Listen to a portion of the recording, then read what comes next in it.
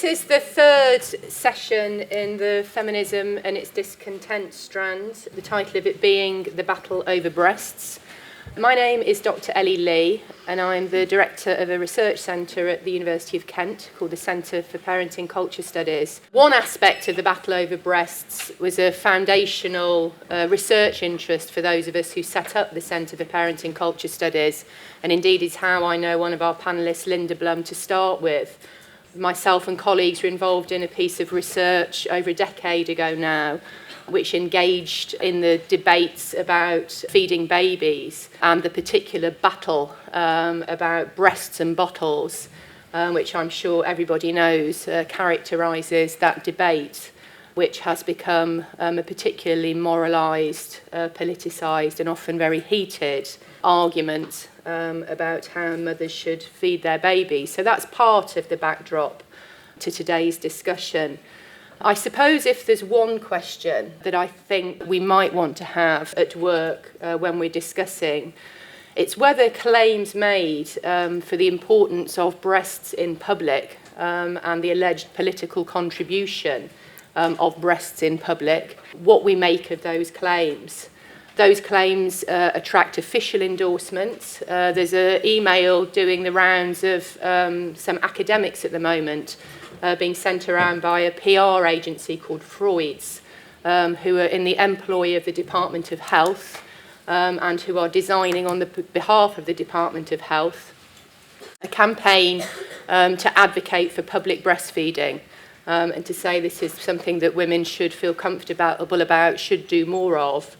And what they're specifically looking for is for academics to give them quotes, I suppose, to give a kind of expert seal of approval to this particular aspect of the advocacy of breasts in public. So that's one part of it. But of course, the other parts of it that have been going on while we were thinking about this discussion have been other kinds of campaigns advocating for public breasts and for toplessness. One example is Free the Nipple. How many people here, everybody must know does anybody not know about freeing nipples? Well, this is an equality movement. That's how it describes itself, that uses social media and film to fight against censorship laws in the US, where it's illegal in 37 states for women to appear topless. And so we have now a whole load of celebrities posting Instagram images of their nipples as part of Free the Nipple. There is also an initiative called Go Topless Day. There was a semi-naked parade through New York City earlier in the year, and Rachel Jesse, an actress and model who leads the Go Topless group in New York City, explained that topless campaigners want women to have the same right as men to go topless in public. And so you now have quite a lot of women, again, also particularly celebrities, walking around with just a skirt on and no t-shirt, because guys can do this in the summer, so women should too, and that this is a blow for equality. So that's certainly one thing that we want to have a look at. Something I find particularly interesting about it is that when I was in my 20s, lots of us went topless when we were sunbathing, mainly because we didn't want the strap lines. I mean, it was to do with wanting a nice suntan, and I certainly didn't perceive it as a political activity. It was more to do with vanity. I think probably these days fewer young women do go topless on beaches, but we have this Go Topless campaign instead. Anyway, so that's the kind of terrain. Our panel is first of all Linda Blum. Linda is over in the UK at the moment as a visitor to our research centre at Kent, mainly to talk about her new book, which isn't on this topic. It's called Raising Generation RX, Mothering Kids with Invisible Disabilities in an Age of Inequality. And it's a very interesting sociological study, well worth a read. So that's mainly why Linda's here. But Linda's previous book was called At the Breast. And it was because of her writing that book that I got to know Linda, because she came over to Kent a decade ago to discuss that book with us. So I'm delighted to welcome her back. Our second panellist is Amy Brown, who is an associate professor in public health at Swansea University and a researcher into breastfeeding. Then Laura Dodsworth, who is a photographer. Laura is the author of Bare Reality, 100 Women, Their Breasts, Their Stories. This is Janmet Varish, who is a colleague of mine from the University of Kent, and a founding associate with me of the Centre for Parenting Culture Studies. So let's just say hello to our panel. Okay, so they're each going to introduce the topic for a few minutes, and then we'll have a discussion. Linda. Okay, thank you so much. It's really an honor to be here today from the U.S., so I'm going to be bringing a U.S. perspective. And I want to really thank Ellie and Jan for putting together this great panel, and we've been having some great email exchanges too to get our thoughts kind of revving up. So I think it's a really important question, who owns women's breasts? Today we might say there are many pieces. We're in pieces: media, corporations, husbands, partners, babies, the medical profession, the state, competing feminist claims, or women ourselves. And it seems everyone has a piece. But it's a question I was thinking and writing a lot about, as Ellie said, as I was researching beliefs and practices of breastfeeding among very diverse U.S. women. It's a very easy issue to trivialize or sensationalize, which I found was not pleasant as an academic. And it often has been in the past. So I thought what I would do quickly today is give you a bit of historical view from the US. Because again, in my view, these campaigns to free the nipple or to breastfeed in public, or about body issues in general, women's bodies against ideals of perfect, slim, toned bodies, they're not really new. And they have some, and all of them, I think, have some positive significance. They all represent long efforts on the part of women for bodily autonomy, to take ownership of our bodies, of our reproductive, maternal, and sexual selves as a basis of our rights as democratic citizens.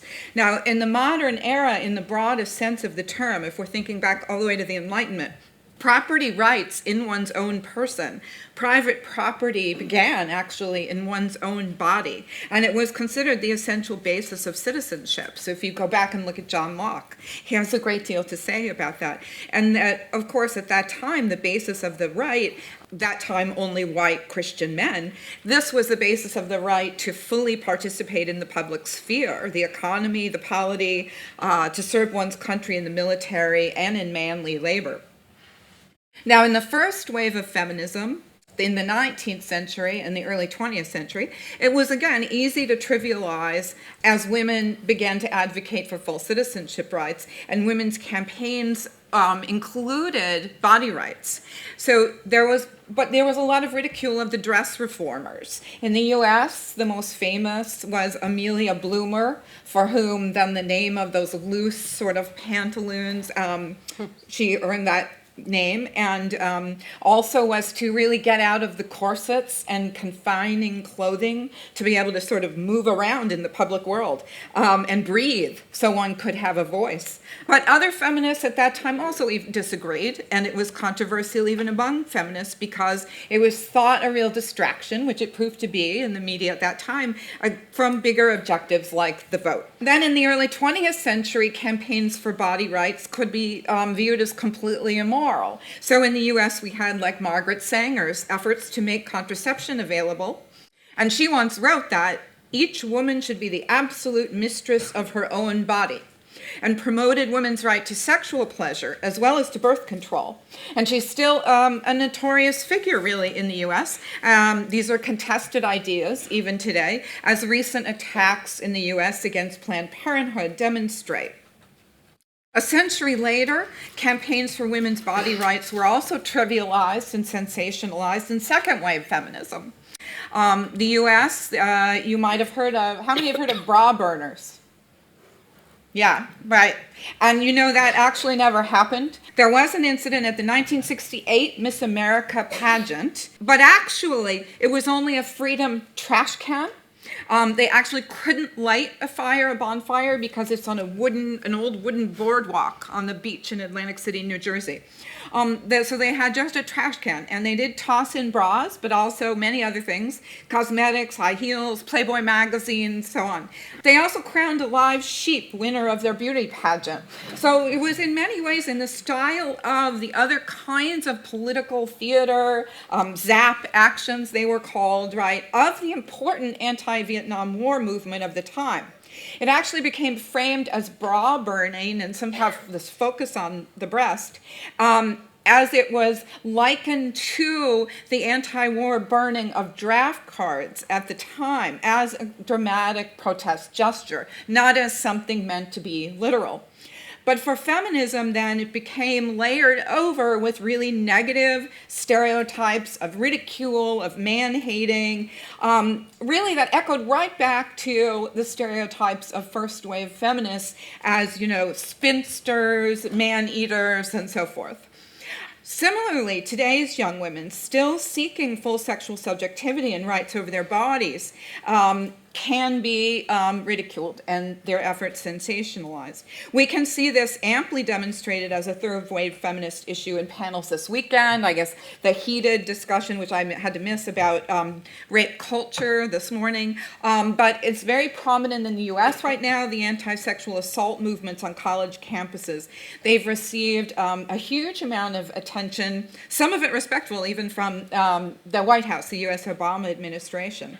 But much of it is very negative. Much of it also misunderstands the kind of political theater involved and the protest politics that are not meant to be literal. So, for example, things like slut walks. Also, the Columbia University, the theatrical gestures of the Columbia University student Emma Sulkowicz in New York City, who dragged a mattress around campus with her and through her graduation ceremony this past spring to protest the university's lack of action to even investigate her allegations of sexual assault. Although they're a violation of U.S. anti-discrimination laws and equal education opportunity law. Certainly, I would say there is a new dimension, though, to this third-wave feminist activism. Like the Free the Nipple campaign, which has been prominent on Facebook, or conflicts over mothers' right to post pictures of themselves breastfeeding on Facebook and Instagram and other media, new media, social media and incessantly visual culture ramps up the level of attention and conflict. But in researching my book on breastfeeding at the breast, we can also see that these instances of denial of women's bodily presence in public spaces are remarkably persistent. Though in many ways, such campaigns like the Lactivists, the nurse-ins in public spaces, are not entirely acts of bodily autonomy if we consider the nation-state's interest in public health, the inflated claims of the magic of breast milk in many public health campaigns in both the US and the UK. There's in a sense also a part that's being a compliant maternal citizen. But nonetheless, we seem particularly disturbed by acts that appear transgressive and do not keep strictly separate the heterosexual breasts from the maternal breasts. And this happens again and again, and I found this back through the 20th century quite consistently. So some recent examples. 2012, there was outrage over a Time magazine cover photo in the US. And I wish that we had PowerPoint so I could show this all to you. But just to describe it, it doesn't quite evoke how it's sort of shocking that there's a very attractive, very thin, very blonde mom in skinny jeans, very skinny jeans, and a black tank top, partially exposed breast but no nipple, because her son's on it. He's standing on a stool and nursing, and he's 3 years old, and I think he's kind of a big 3-year-old boy.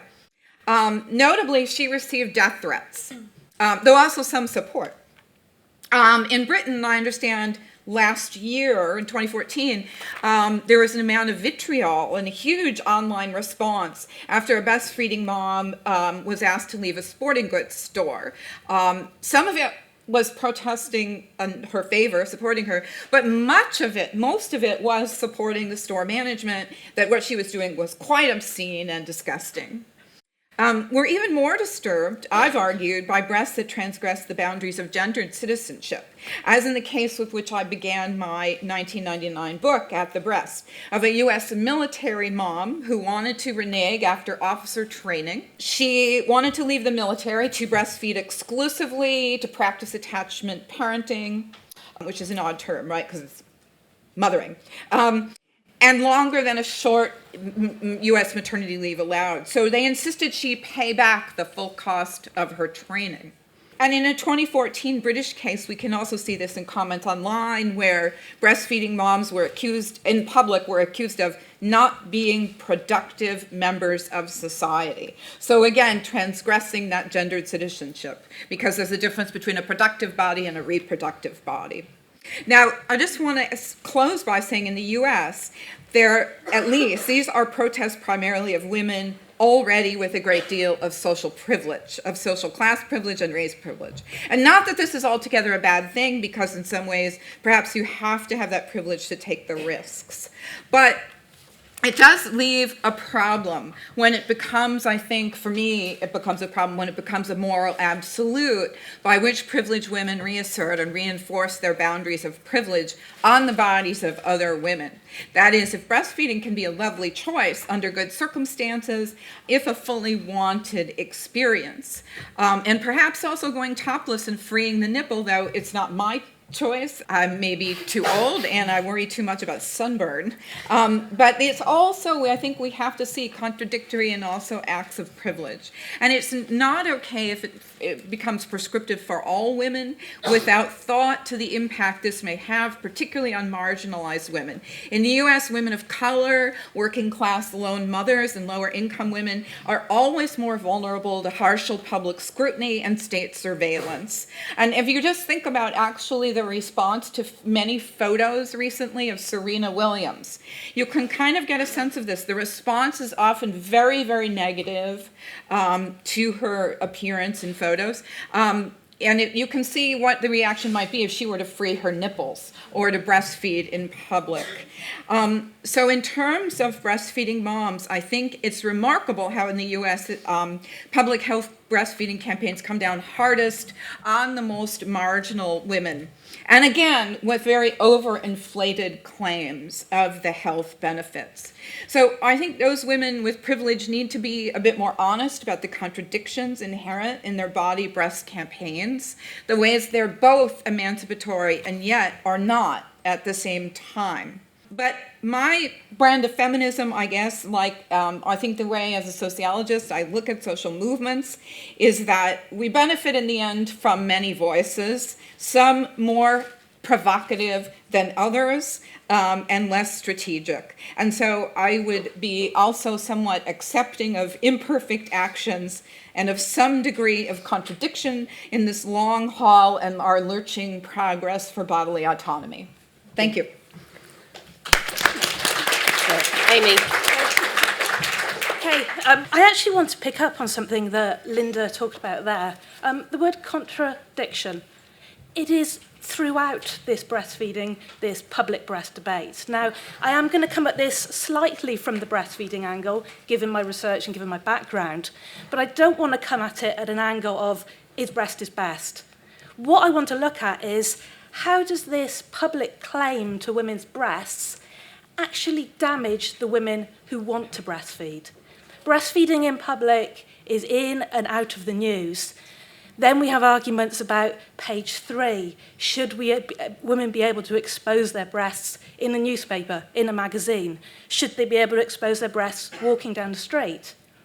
And within it, it just seems that this contradiction, this inconsistency in people's attitudes plays across all of it. Now, one of the things within it is the context of the breast. As a society, we seem to think we can claim women's breasts, we can talk about them, we can judge them, we can write about them in the newspapers. And I don't think there is part of a man's body that is up for so much scrutiny in the same way.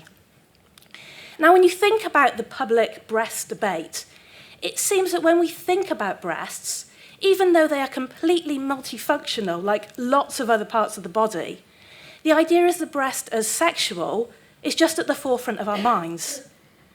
And I would argue that the breast as sexual and should women breastfeed in public are two completely separate debates. You should not be talking about them in the same sentence. Breastfeeding a baby in public is not about the breast. It's not about the woman. It's about the baby. It's about the baby feeding. It's about the baby eating because it needs to eat. We have made it about the breast. We have made it about women and their decisions and their emotions. No, it's just a baby feeding. So we take this sexual idea of breasts and we transfer it whenever we seem to see a breast and talk about it. We don't do that for other parts of the body. There are lots of parts of the body that people can find sexual, that can be used in sexual activity. But for some reason, we can differentiate for those. I was thinking the other day about the mouth. The mouth can be used in so many different contexts and ways for feeding. I mean, if you're ill, vomiting, it can be used in sexual pleasure. But we don't think when we see people's mouths, oh, that's all about sex. No, it's just people talking. It's people eating. It's what they're doing. So the first idea is this concept of context. Why do we consider a breast to be sexual whenever we see it?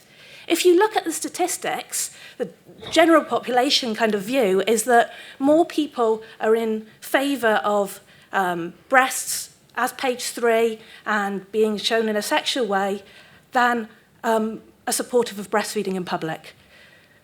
It's a pretty shocking statistic that we're fine to see it in a sexual way, but actually we don't want to see it in a non-sexual way because it reminds us of sex.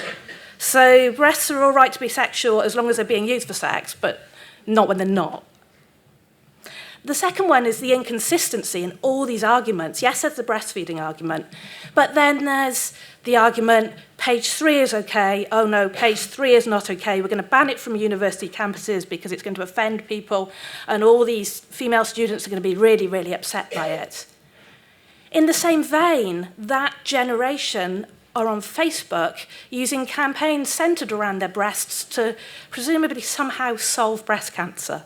Apparently by writing the colour of your bra on Facebook and telling everybody about your underwear and your breasts, that's raising breast cancer awareness. So it's all right to do it if it's fun. My other argument is that actually when it comes to trying to support breastfeeding and fight back against this idea that we shouldn't show breasts in public, some of the campaigns actually make the situation a whole lot worse. If you think about the argument, Linda talked about examples where women are told to stop breastfeeding in public because it's indecent and we don't want to see that. So what we actually want is a society where breastfeeding is really, really boring, normal. Nobody thinks about it, it's just a baby feeding. No one even bats an eyelid. But what campaigners will do is actually sensationalise the whole thing. They'll have breastfeeding sit-ins. They'll splash it all over the newspaper. And yes, they might be showing their right to breastfeed, and they might be emphasising that to everybody. But what they're also doing is drawing attention to it, and they're drawing the criticism to it. And I would argue that they're only supporting those who already are quite positive about breastfeeding, who already feel fairly confident. The average person who is like, I don't know about breastfeeding, will look at that and probably think, what are they doing? I'd argue to some level the Free the Nipple campaign is arguing that women's nipples should be normal. They should just be commonplace. You should be able to see them everywhere. But it uses sensationalist methods to try and tell people that. So they're completely contradicting what they're trying to do. Do we want to sensationalise breasts? Do we want everyone to notice breasts? Or actually, do we just want them to be really, really boring? The added thing with the boring is then that this war that goes on between mothers about breast and bottle, and between them, they're actually igniting it even further, which is what the media wants, which is, I'd argue, what formula companies want. You have two sides who feel equally picked on. So you have a slight to breastfeeding mothers that someone wasn't allowed to breastfeed in public. My argument would be that, well, you'd solve that by women going out and breastfeeding in public just normally, showing it's natural, nothing to think about. In fact, we just sensationalise it and have all this support for breastfeeding. It's all over the press. And what happens is that the mothers who are then formula feeding think, well, hang on a minute, I'm doing a really good job too. You're saying you're proud. Aren't I allowed to feel proud too? So then they have a backlash. And they talk about how breastfeeding doesn't matter. And in fact, all we're doing is really having this war on two sides when the main message is babies being fed, babies being happy, mothers being confident. And instead of just being left alone to feed our babies how we want to feed our babies, using whatever we want, we're drawing all the media attention and sensationalising it. So I think that would be my last sentence, really. We need to make breasts more boring if we want to reduce all this attention on them. Thanks. You can't be in it. Think about your husband. All of his business colleagues will see your breasts. How will it affect your business? That's what one male friend said to me when I told him I was thinking about taking part in my project, Bare Reality, 100 Women, Their Breasts, Their Stories. You can't be in it. Think about your sons. They will be so embarrassed because all of their school friends will see your breasts. That's what another male friend said to me when I told him I was going to take part in my project, Bare Reality. So I had to consider that not only might it be personally embarrassing or feel vulnerable for me if I had a picture of my breasts alongside my story in my book, I had to take on board that my breasts might be inconvenient or possibly even dangerous to the men in my life. In the end, as the photographer and the author, I decided I had to stand shoulder to shoulder with the 100 other women who took part in the project. Those male friends weren't alone. Sometimes getting Bare Reality published has felt like a series of censorship roadblocks. From Facebook, who put me on the social media naughty step over and over and over for sharing images of breasts, to the male art curator who said that Bare Reality was too controversial and distracting for his space. Although I ask if you've ever been into many art galleries and not seen breasts. So, why? Breasts are primarily for feeding babies. They can be erogenous. They can be sexually significant attributes, although the degree depends on the culture. Sometimes women love their breasts. Sometimes women hate their breasts. They can mean life or death. 1 in 8 women in the UK will have breast cancer. But saying that, for the most part, mine just exist on my chest, not causing any particular trouble or excitement. It's because of the significance they carry in our culture that I felt compelled to create Bare Reality, but I was interested in what they mean to us, the owners of our breasts. What stories can we tell through our bodies? Breasts are catalysts for conversations about growing up, sexuality, motherhood, feeding our babies, cancer, health, ageing, body image, the media, and more. Each woman bears her body and her story in Bare Reality with courage and humour and honesty and grace. But it's interesting that bearing our breasts and telling our stories is such a radical counter-narrative to popular culture and media. When I was a little girl, my dad had a pink satin cushion with a topless photograph of the page 3 model Sam Fox. I don't know, I can't really see you all, I don't know what age you are. Does everyone know who Sam Fox is? Okay, so she was a very famous page 3 model from The Sun. Now, this cushion fascinated me, but it also intimidated me, and it remains a very vivid childhood memory. And that iconic image was reinforced by wider culture as I grew up. You can see breasts everywhere, billboards, TV, internet, but in real life they are taboo and hidden away. Now, there used to be a pair of bare breasts on page 3 of The Sun every day, and you could sit in a cafe or any public space, and you could look at those breasts on page 3, and society would tolerate it beautifully. But if you were to sit there, topless, and look at page 3, well, women have been imprisoned and incarcerated in mental hospitals for being topless in public. Not in the UK that I know of, but many instances around the world. There are constant debates and contestations over female toplessness or top freedom, trivial, first world feminist problem, or deeply significant of sexist attitudes. The Tunisian woman, Amina Tyler, posted a topless photograph of herself with the words in Arabic, "My body is mine and not the source of anybody's honour." A fatwa was issued asking for her to be punished with 100 lashes and stoned to death. She was imprisoned. How does one pair of breasts cause such widespread offence and moral outrage? Whose honour was she referring to? Why did my male friends think first and foremost of the men in my life when I asked them what the effect of my breasts on my body would be in my book? I think the heart of the issue is control. Women's bodies are policed in ways that men's aren't. The question is not how much of our bodies we choose to reveal, but who decides whether we can reveal them, where, and how. Let's take Facebook as one example. They've relaxed their rules so that photographs of breastfeeding and mastectomy is permitted. So this is great. So if a baby is hanging off one breast or her breast has suffered from having cancer, you can have the photographs on Facebook. But why do communities of some women trump the rights of communities of other women? I think this only represents a positive step if it's followed by a greater relaxation in policing women's bodies.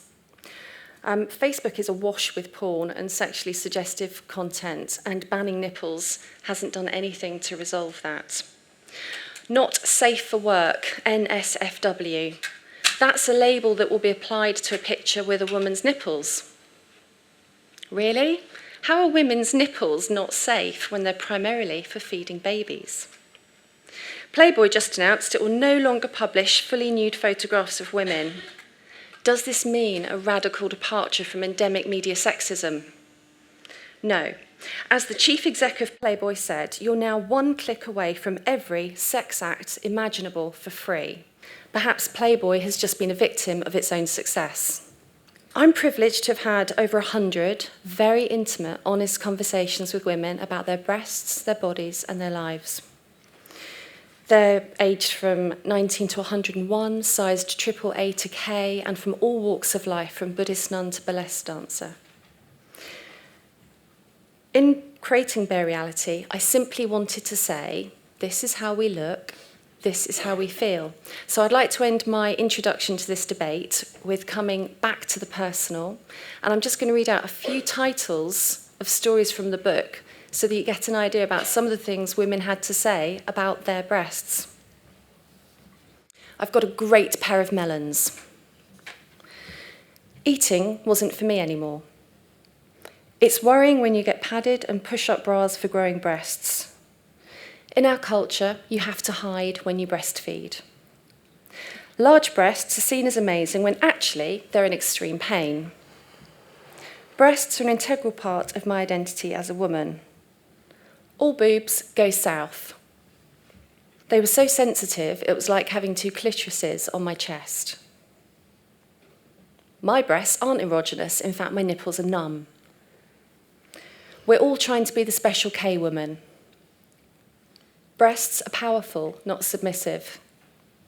Sport has changed my body image. I had plenty of unwanted attention in the typing pool. Every young person strives to be like the images in the magazines.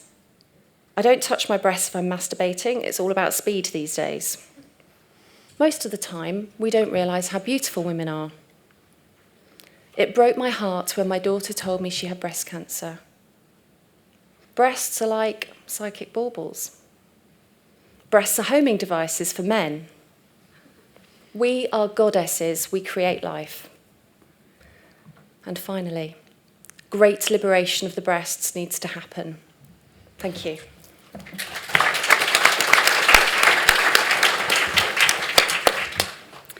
Okay, so if I just want to start with a word association game. So if I say breast, what word or words come next?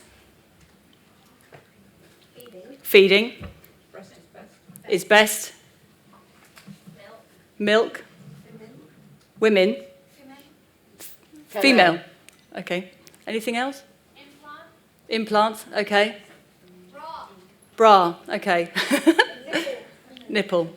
But actually what follows after breast, if you Google breast, is most often cancer. So if you Google breast, I mean, this may be to do with the filtering of what else might come through on Google, but the thing that comes out, pages and pages are about breast cancer, or breast milk, or breastfeeding, but by far and above is breast cancer.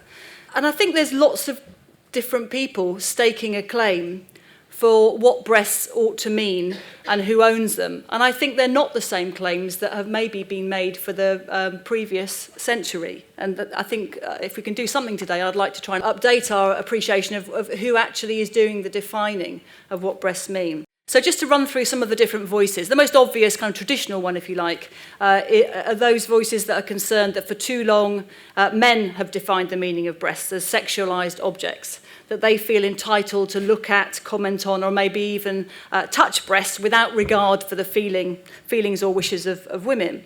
Now, this has often led to the demand that breasts should be covered up, or at least that certain depictions of breasts, such as page 3 or lads mags, should not just be hidden from view, but should possibly be withdrawn, banned, or destroyed. Now, this essentially locates the problem of breasts with the idea that men desire them, and that there's a delegitimising of men's desiring of breasts.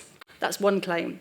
Another is a set of voices that say that women need to develop a self-loving relationship with their breasts, that breasts are the key to women's self-identity and self-empowerment. They're what that make us special, feminine or womanly, not in reference to men, but for women's own sake. This has often led to women being encouraged to reflect on or to reveal their real breasts to one another or to the wider public, to counter the unrealistic or the idealised breast that is not authentically female. Contrary to this is the free the nipple perspective, I would say. And they're arguing that the breasts are not special. They're no big deal. They should be treated no differently when bared in public than the chest and nipples of a man. Free the nipple are demanding the right for women to be topless in public, as people said, just like a man. Another lot say that breasts are special because they are vulnerable or even dangerous. And this is the Breast Cancer Association. Breasts are here, and it's a very, very dominant representation of breasts today, I would say, that goes right across from the idea that young women, as soon as they start to develop their breasts, should start to check them, to that women right across the board should be highly, highly aware of the potential time bomb of their breasts, because they're prone to disease and in need of greater medical attention, requiring regular checking for signs of disease by the woman, by professionals, by hand, eye, or machine. These breasts are potentially very unsafe and threatening to women's lives. And these breasts have become a rallying point for women to get together in solidarity against disease. And they're very, very popular. That's partly why representations of women wearing bras on moonwalks and the pink ribbons and all that kind of thing are just very, very popular amongst women of all ages. And yet another lot say that breasts are very, very special and they are essential to being a woman. But this time, rather than being dangerous, they're providers of health and well-being because they're meant for feeding babies. That is their natural function.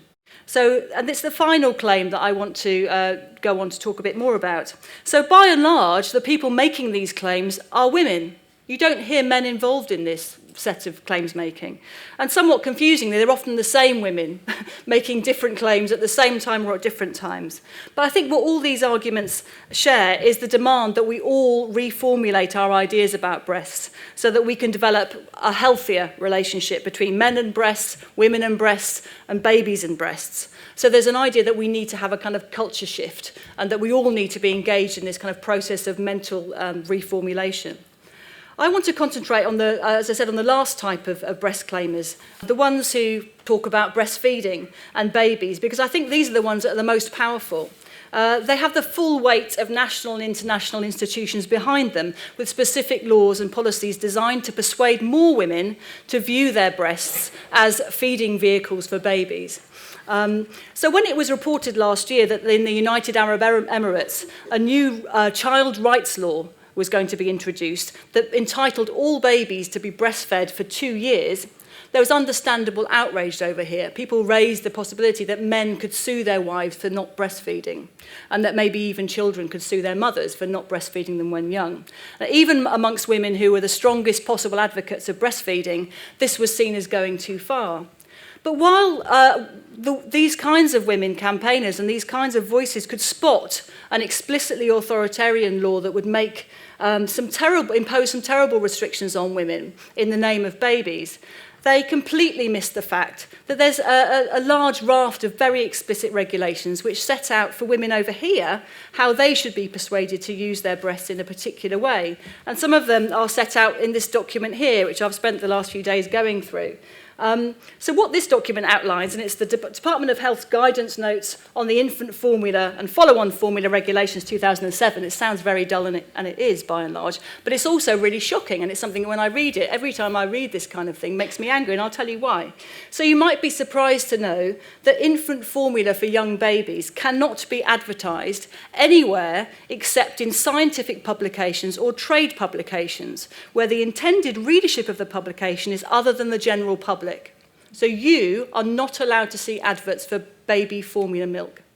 Secondly, this information cannot imply or create a belief that bottle feeding is equivalent or superior to breastfeeding.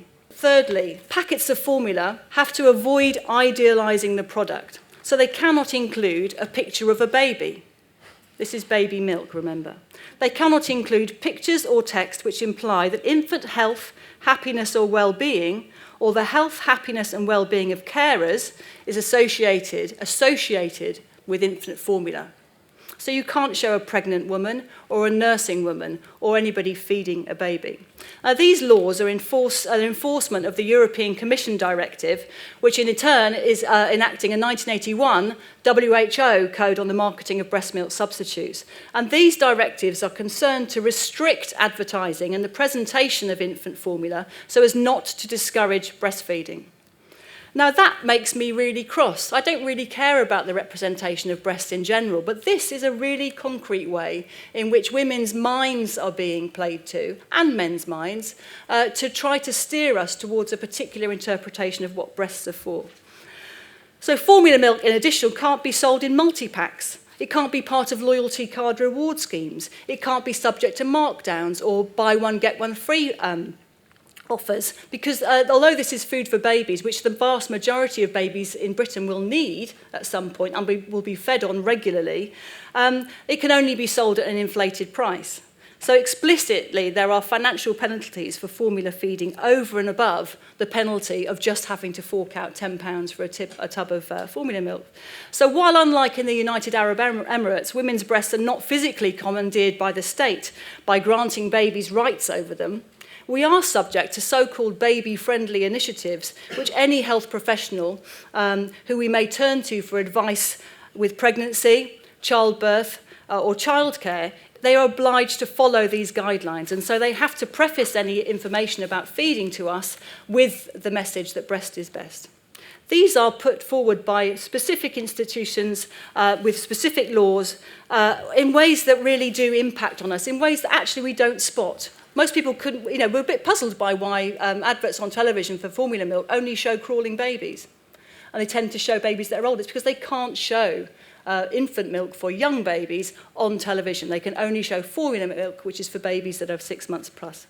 So it always seems very strange to me that certain women's advocates seem to make a lot more noise, for example, in objecting to a single breastfeeding woman randomly being told by an old lady in a cafe that she should put her breasts away, or to Nigel Farage acknowledging that perhaps it would be nice if the feelings of older people who may feel a bit uncomfortable about public breastfeeding because of their ideas about modesty could be taken into consideration, than they do about the message that's given to all women when they're told by the full force of international institutions and their own government that they ought to get their breasts out for the good of their babies, to save the NHS money, to raise national IQ levels, and to solve problems of economic stagnation and every other social problem that's attributed to formula feeding. So why does this matter? First of all, I think it matters because we should be striving for men and women to make the freest possible choices and to make up their own minds about how they live their lives based on their own feelings, their own circumstances and their own relationships, not some faceless global criteria of optimal parenthood. And secondly, I think it goes beyond milk as a substance to the way in which we actually are supposed to interact with our children in a very private setting. So nowadays, the latest UNICEF advice says that women who do formula feed should hold the gaze of their baby as they're feeding, and that women should be the ones who primarily give the feeds, even if it's from a bottle.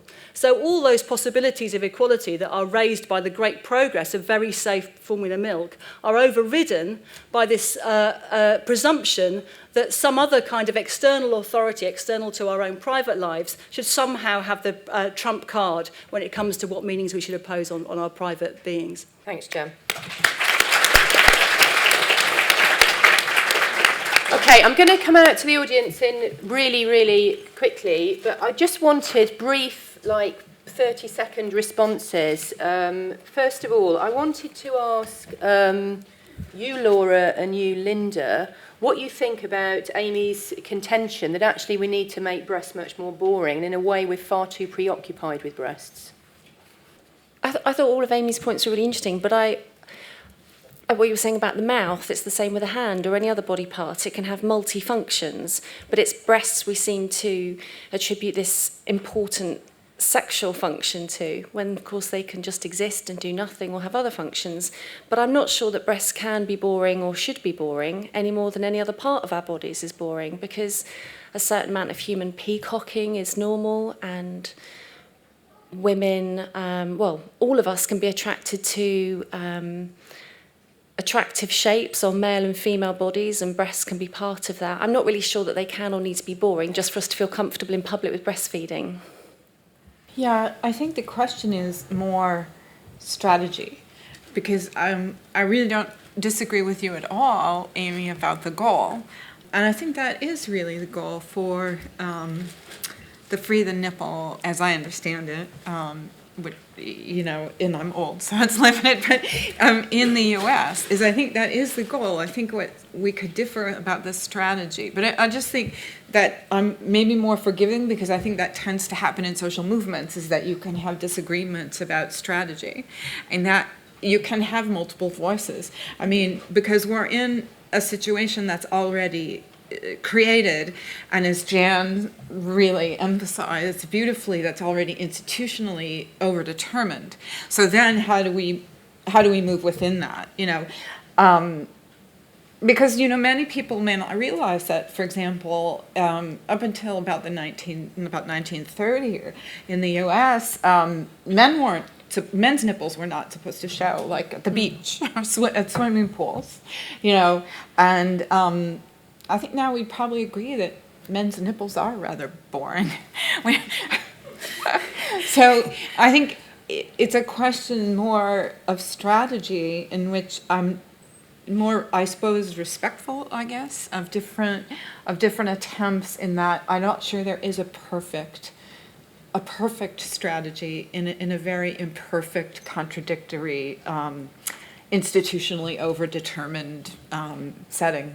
Okay, I'm going to come out to the audience, but I would be very interested to know your thoughts on whether you think we've become too preoccupied with our bodies. Are we too body obsessed? Are we too breast and nipple obsessed?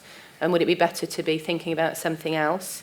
And also, is the government far too obsessed with our breasts, which is really Jan's proposition? Personally, for me, I just don't quite understand what in society, what clicked to make many of us feel embarrassed or feel that our breasts should be seen in a different way to men's chests. Was it due to male or female kind of views in society, or what? I mean, I don't understand, is it something to do with the fact that maybe we should see males' bodies as the normal? Because that seems slightly ridiculous, yet this kind of proposes that society does some deep down region. And also something similar, like when we come out of the shower and men wear towels exposing their top half. Is it because our breasts are seen as some sort of irresistible sex object? And if so, why has that arisen? I'm worried for my generation, because we are so, as you were saying, my views, we are so self-obsessed with what our cup size is, or what bra we're wearing today or something, just in the PE changing rooms. People can't seem to talk about anything else, and it's just ludicrous how they mean so much, yet kind of they shouldn't. My question's kind of for Amy. Why would you argue against people using freedom of speech to support equality issues? Because as soon as you talk about sensationalising something and kind of show a fear for this, you're kind of showing yourself to be someone who has been conditioned to see the female body as sexual. And as soon as you put restrictions on people and say that campaigns such as Free the Nipple are risking being sensationalised, is it possible that you're then taking part in the sexualisation of women's bodies? Hello, I've been following the work of a feminist by the name of Liana Kersner for a while, and she herself has rather a large chest and has been saying that she feels that, particularly in media and art criticism, there's been too many people saying that women, well, fictional women with large chests are inherently sexual or unrealistic. This is just a point I'd be interested to hear the panel debate. Thank you. When I look at this debate, and I have looked at it very intensely as a woman who prolonged breastfed her own children, as a midwife who completed a PhD on the impact of infant feeding policy on women and healthcare practitioners, I feel that somewhere in all of the arguments and presentations that are here, what women really lack, what this is actually about, is power, and our lack of sense of power and self-determination that we think we have, but actually we don't, because that's why we're so obsessed with following whatever cultural or subcultural norms and values there are. And I think to bring up what you said, Ellie, about what the point that Jan made about why is the state so obsessed with it, I think they're obsessed with it because it's just a way of controlling women, and that's not what we're saying and debating. And I wonder if it's a bit of a distraction in a way.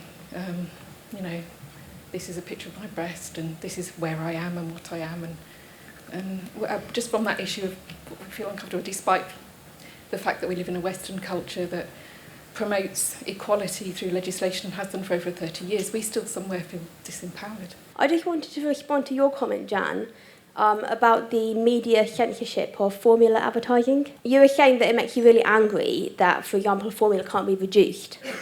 But what else are we going to do when breastfeeding is more common among people in managerial and professional positions and less common in people in deprived areas? So don't we need to do something about that? You talked about, you know, not advertising formula, not showing newborns on formula, all these restrictions. But yet only 1% of women in the UK exclusively breastfeed at 6 months. It's only around 17% at 3 months.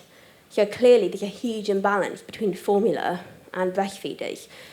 I don't feel like it's it's not a balanced argument. It's breastfeeders who get reprimanded in public, not bottle feeders.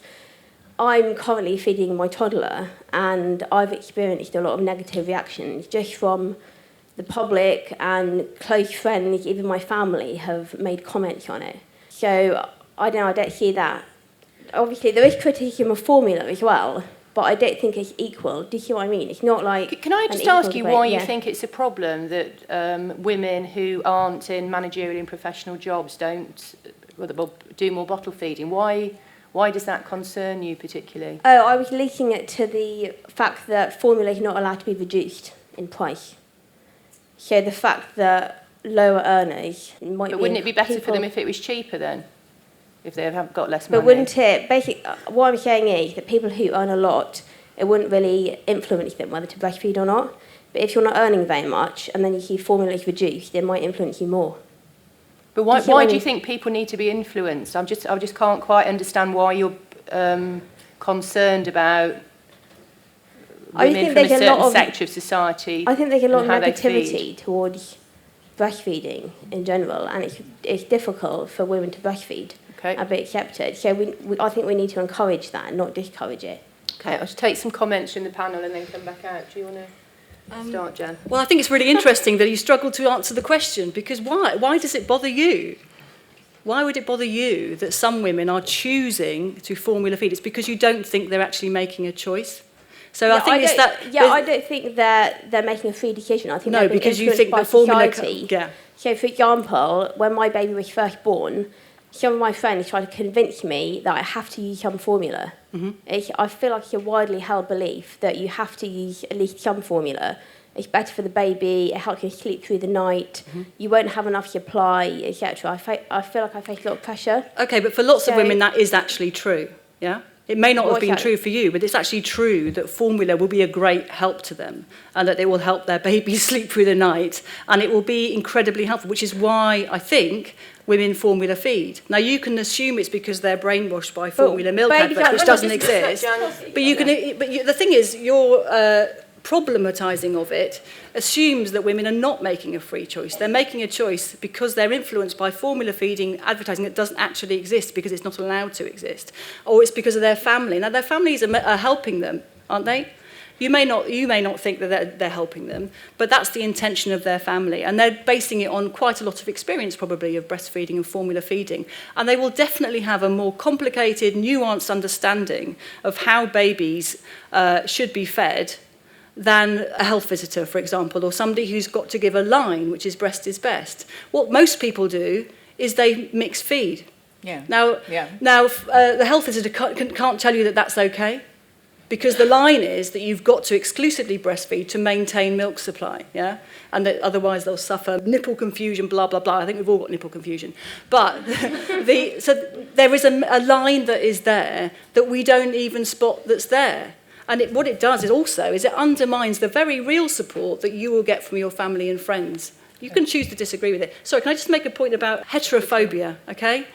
There is a huge amount going on here where your question, breasts are special because men don't have them, okay? We live in, by and large, a heterosexual society. Like it or not, that's the world you're going into. And a lot of it really like it, which is why we're heterosexual. Now, the difference between men and women is a source of great tension, which is really fantastic. Now, you can choose to be very scared of that and to want to eliminate it, or you can choose to relish it where it does exist and actually to go with the eroticisation of breasts because they're a bit special, in the same way that you might eroticise what men have that's a bit different to women. That's called heterosexuality. And there's something really good about that. And what's come out in the debates as part of this strand is this real fear of heterosexuality and a desire to eliminate it and to put other meanings of breasts, for example, of diseased breasts are good, heterosexual, sexy breasts are really bad. Breastfeeding breasts are really great, sexy breasts are really dangerous. I mean, it's just weird. Given what most of us do most of the time. All right, Amy. Okay, my one point might be to Jan then, and the advertising of formula.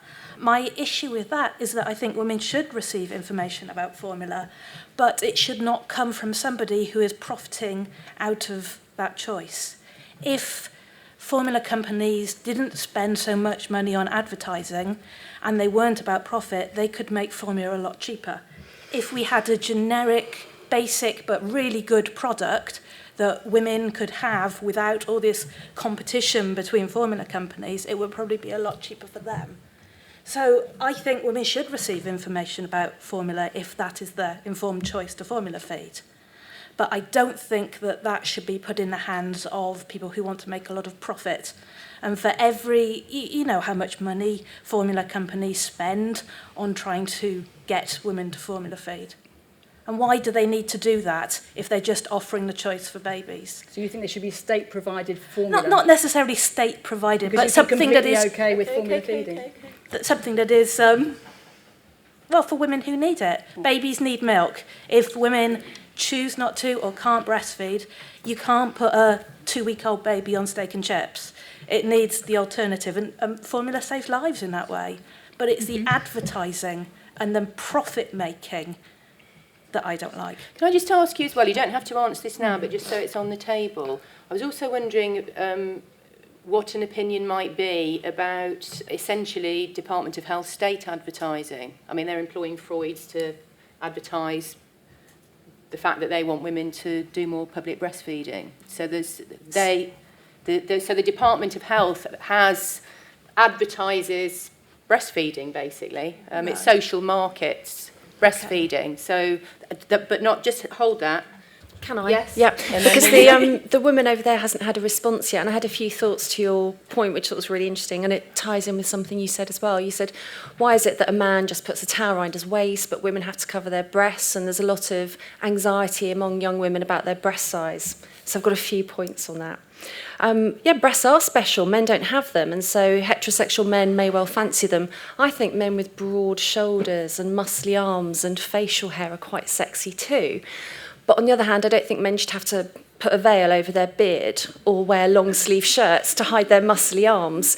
So although we fancy each other, it's women's bodies which are more policed than men. And of course, if you go back in time, we can see this as contestations over male property rights, because when women belonged to their husbands, how you behaved outside the home would be a reflection on the honour of the man that owned you. And I think we're still carrying quite ancient cultural legacies with us, even though we've got equality in so many ways. And then the other thing is, although art has often flattered women and men, Never before has the human image been so controlled. With the ubiquitous airbrush, even the models don't look like the models.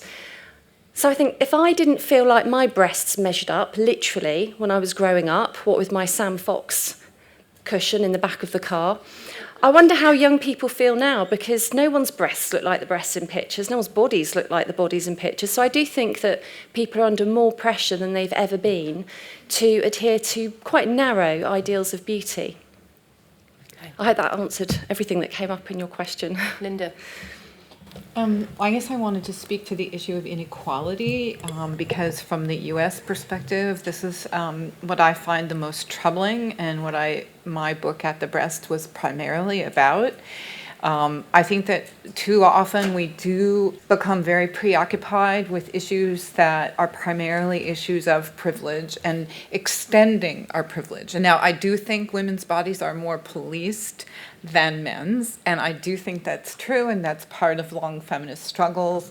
And we certainly still live in societies with gender inequality.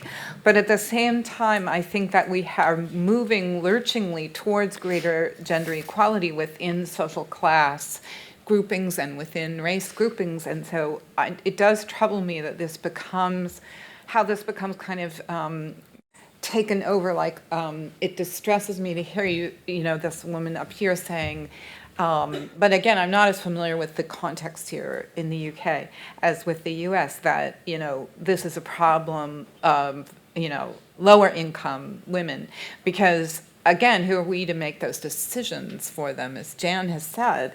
And there's always a strong presumption in the US in public health and in the medical practitioners that there's a kind of ignorance, that they need to be educated, that they need to be more educated. And actually it's pervasive. They know over and over and over again that they're supposed to be breastfeeding. But the thing that no one says is, what does this mean? It really means a lot of breast pumping. It's not really about breastfeeding and this wonderful, warm, embodied experience, which it can be really a good experience. I had a very good experience in many ways.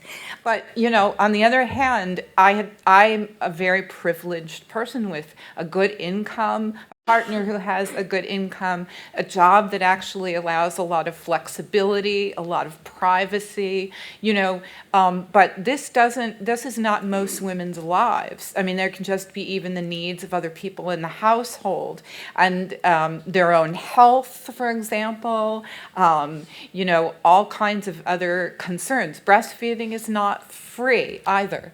Yeah. It is not free. And this is a real problem that we think it's free, because it takes energy, it takes calories. We all think of calories now as a bad thing, and it's a great thing that breastfeeding will make you lose weight.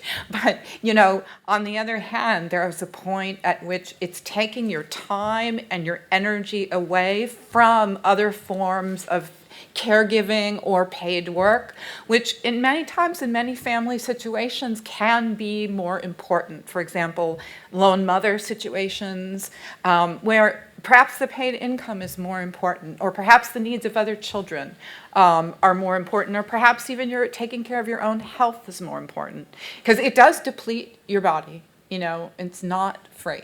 Okay, thank you, Linda. More questions? I'd like to just say that as a mother myself of 3, and my biggest regret was I didn't breastfeed. When I had my children, my first, which is quite a long time ago now, it wasn't encouraged. That was then. Previous to that, my mother's generation, who had 5, all at home, that was just the norm. She breastfed every one of us. And I'm talking, little tiny tots, but we were all breastfed. So as I say, for me, my biggest regret as I matured was that I didn't. But my own daughter, who has breastfed both her children, and they went from breastfed straight then to eating. They didn't, there was no in between. She breastfed them both. And I was really, really proud of her, but envious too, because it is the most beautiful thing to see a child, but any any animal, they all breastfeed, they're young. You know, they don't bottle feed. We all breastfeed our young, so I don't see why there is this, and I think more now, society is more acceptance of, yes, you know, women do breastfeed, so why are we making, you know, why is society making such a big deal of it? Although, to be fair, the children of other animals don't wear nappies, go to school.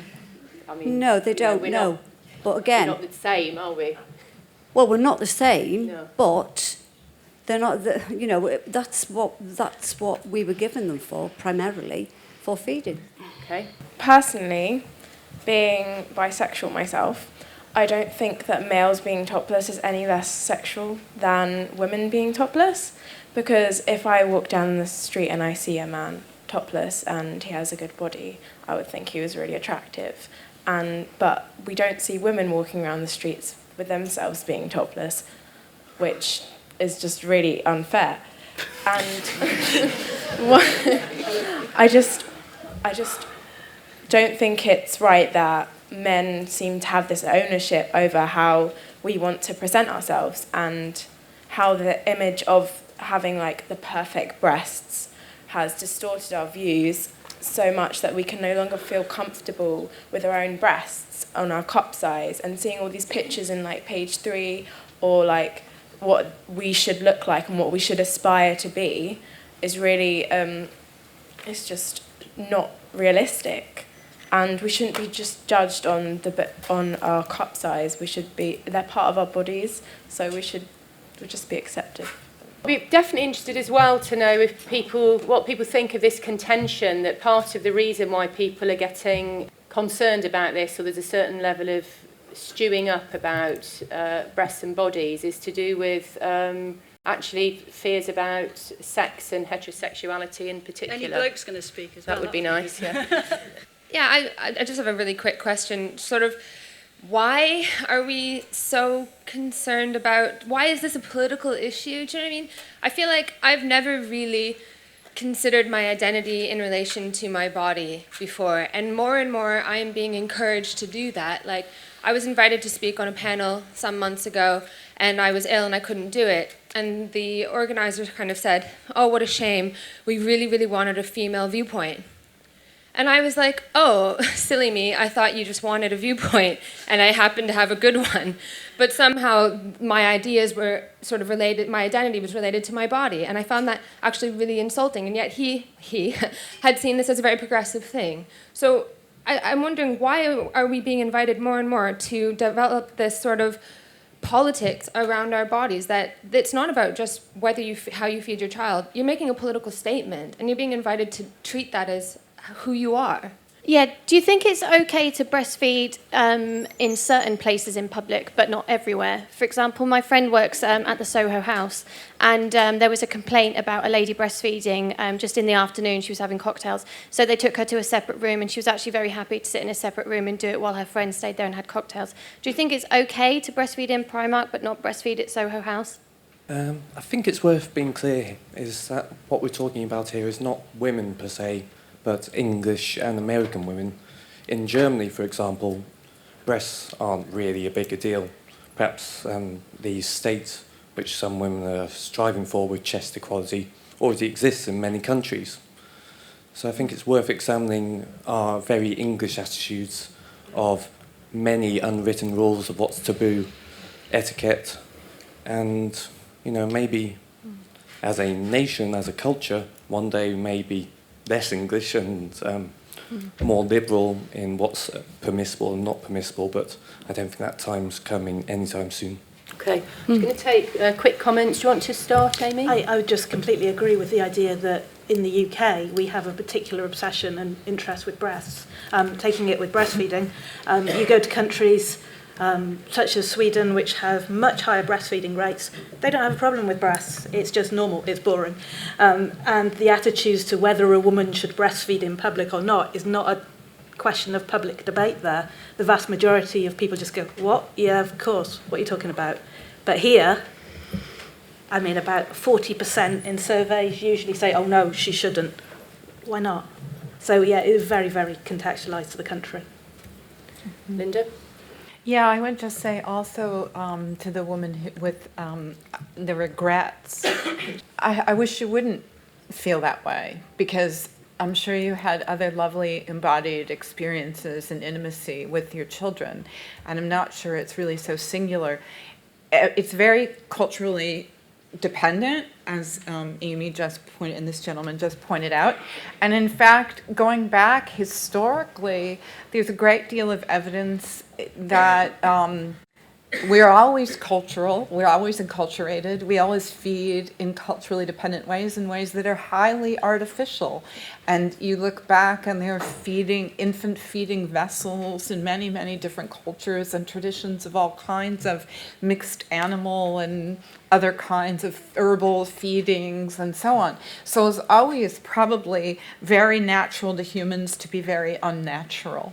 In the US in particular, I found that these kind of evoking of animals and nature has very troubling meanings tied to race, because it's very fine for white women to feel proud of being like animals and nature, but we have white skin privilege, which in the US is huge, that if you are part of a group that has been subjugated for centuries because of your presumed closeness to nature and primitivity, then this is not something that you would perhaps want, and this needs to be much more understood and respected.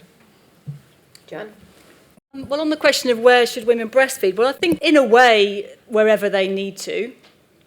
But I think there's a real negotiation that needs to go on in any of these kind of situations that is about other people's sensibilities. And I don't think there's anything wrong with a person of a different generation with a different sensibility feeling uncomfortable around somebody else bearing their breasts when most people don't bear their breasts all the time. So the solution to this is not to get everybody bearing their breasts all the time to make breasts really normal, because that's not practical. It's extremely silly, and it makes breasts not special when they could be.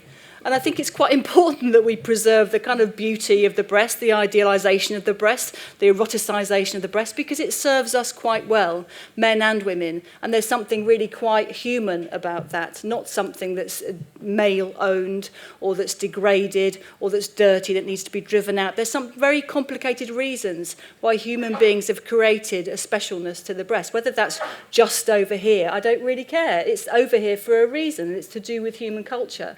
So I think that there's this desire to flatten out and to kind of make boring things that human beings have made very exciting is a really, really strange and really quite depressing impulse.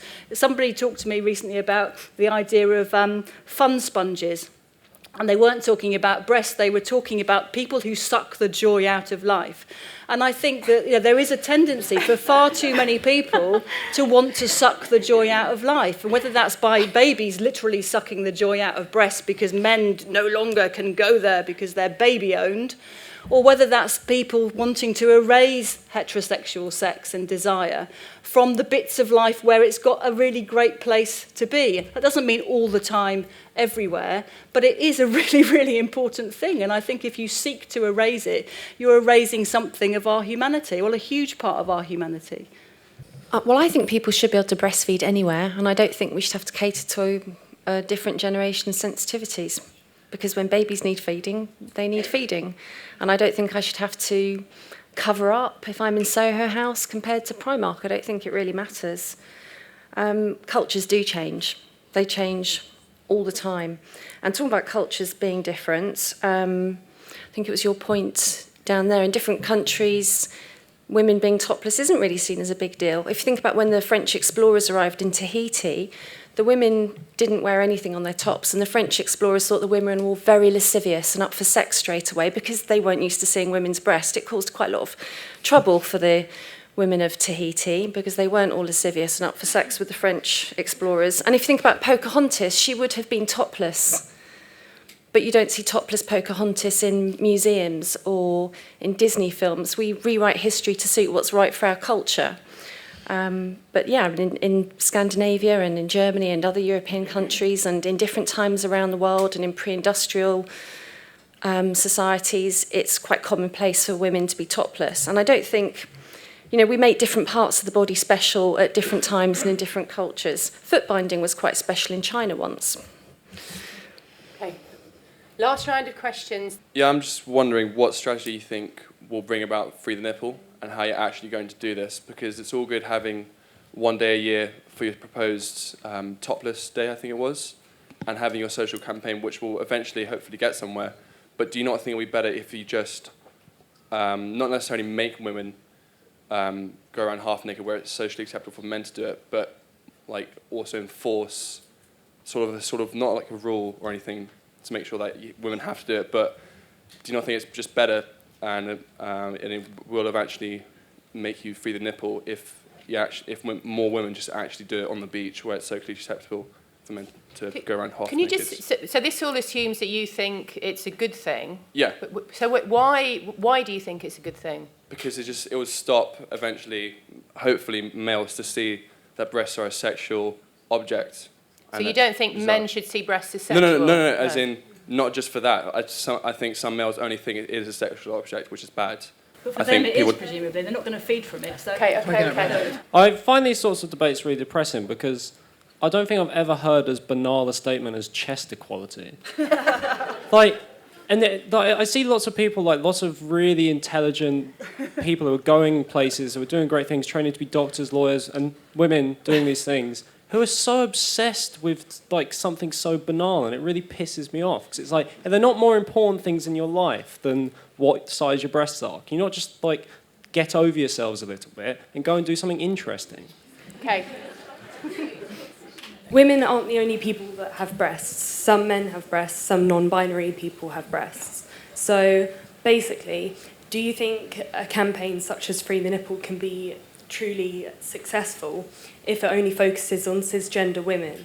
Because imagine a non-binary person walking down the road without a top on and their breasts are out. They'd also face lots of transphobic kind of violence on top of that as well. I have something very against what you just said, because you are implying that women are the ones that are making the choice to be obsessed about their breasts.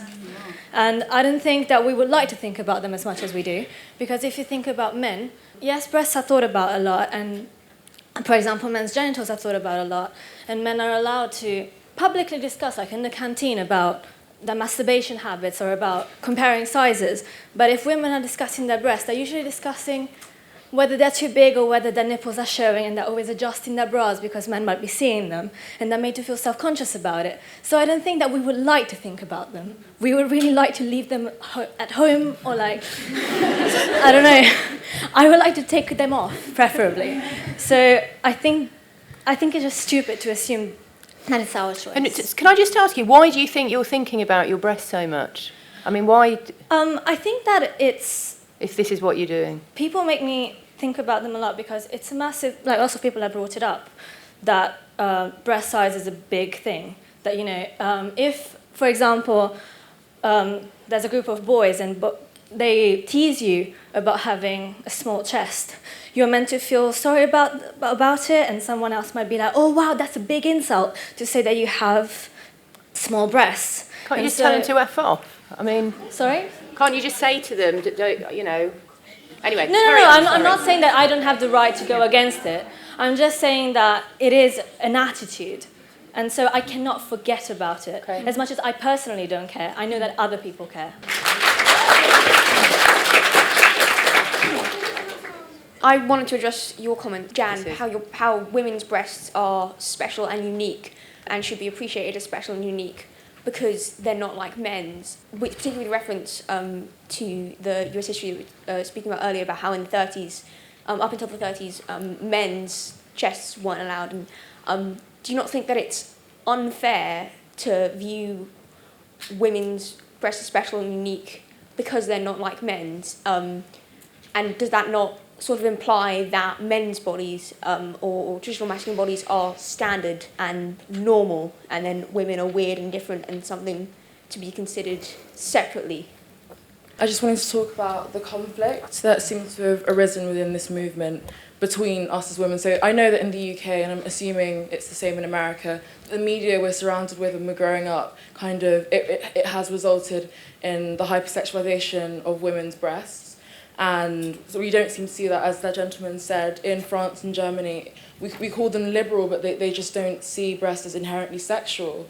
They'd see breasts, they don't think sex, they'd think maybe breastfeeding, or, you know, as you said, that when you Google breast, you would see cancer. I mean, and you were mentioning about your own privilege and African American women, the differences over there, how perhaps a white American woman would be able to pose topless, she wouldn't be criticised, whereas at a Black Lives Matter rally a few months ago, they chose to pose topless, and within their own movement, we were criticising our own women. Like, how is there ever going to be progression if we can't accept that breasts aren't inherently sexual? Okay. And the US based group Femin, they always pose topless at their rallies, yet some women relish in modesty, and why can't we accept that? That is a good question, actually, about some women also wanting to cover up. You mentioned Tunisian woman, Femin, at the beginning. I would like to understand how breast can become a symbol of struggle for you.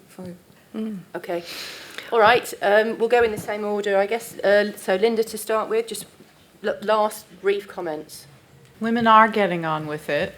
We're getting on with it in lots of ways that are contradictory because we live in a contradictory, imperfect world. I think we try to have greater respect for different provocations and ways of moving forward, as well as in women who want to cover up. Yeah. Okay. All right, Amy? I think I kind of have a statement which is sort of a question as well, based on a few things people have just said. If men had breasts in the same way that women have breasts, if men could breastfeed, how would we be viewing all of this? Would there still be the same tensions, or would it just be accepted that we could all do what we wanted with our breasts? There's a joke on Facebook, you know, that if men could breastfeed, they wouldn't be sat in a coffee shop crying because someone has told them not to. They'd be having competitions about how far they can squirt their breast milk at the wall. But it's a serious point. How much of this is tied to gender and tied to power has been raised, or how much is actually just about the breast itself? If men could breastfeed, what would the world be like? All right, Laura? Okay, to the chap at the back, you're right, they are banal body parts. They, like I said at the beginning, they literally just sit on my chest doing nothing most of the time, except in our culture, they are hugely emblematic of motherhood, sexuality and femininity. That's the culture we live in. Because we flaunt them, because we conceal them, they're fetishised. Your point about Femin, well, women have used their bodies in political protest forever. From Lady Godiva to the women of the Niger Delta to Marianne, the symbol of French liberty, to Femin. It's nothing new, and I don't see it changing. Will free the nipple work? Probably not. In this country, it's pretty damn cold. But if I want to go topless on the beach, I will, and I would protest if it was illegal. So men have penises. You may not realise this. Some of you women, I don't know whether you do. Men have penises, women have breasts. That's actually quite an exciting difference. And I would urge you to go out and actually figure out why that's exciting and what you can do with that difference rather than try to deny it or efface it or equalise it. It's ludicrous. Being different from men or being different from women is a really fun part of being a human being. So go out and enjoy it rather than trying to actually just become the same thing. You can't become the same thing. And otherwise what you're arguing for is that you develop a meaning of your own body by yourself, in your room, with a mirror, with a photographer or your own camera, with a selfie stick or whatever it takes to do it, rather than actually developing those meanings for yourselves by actually going out and getting naked with somebody in a private place. Okay, let's thank our panel.